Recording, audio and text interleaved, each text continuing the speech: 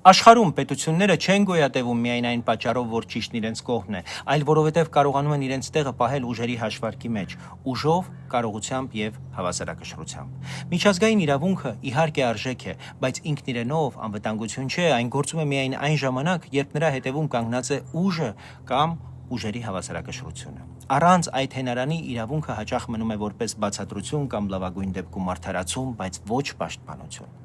Երբ կա ուժերի հավասարակշռություն, խաղի պայմանները սկսում են գործել, խոսքը դառնում է պարտավորություն, իսկ պայմանագիրը իրական պաշտպանություն։ Երբ հավասարակշռությունը կորում է, ուժեղը օրենքից վերցնում է միայն այն, ինչ իրեն է ձեռնտու, իսկ թույլը մնում է բողոքողի դիրքում։ Սա իհարկե դաժան է, բայց համակարգի տրամաբանությունն է։ Ուժը գծում է սահմանը, իսկ իրավունքը գալիս է հետո այն պարզապես ամրագրելու։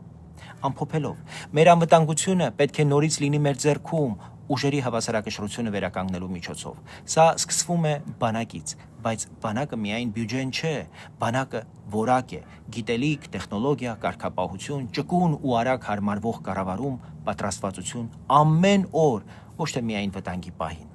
Ճիշտ կազմակերպված պաշտպանությունը պետության ներսում բարձրացնում է չափանիշը, նշաձողը, կարգապահություն, պատասխանատվություն, կրթության պահանջ, ինժեներական մտածողություն, կազմակերպչական մշակույթ։ Խաղաղությունը խոստում չէ, կարողություն է, եւ միշտ հիշենք, արդարությունը չի նվիրաբերվում, այն պահվում է ուժով։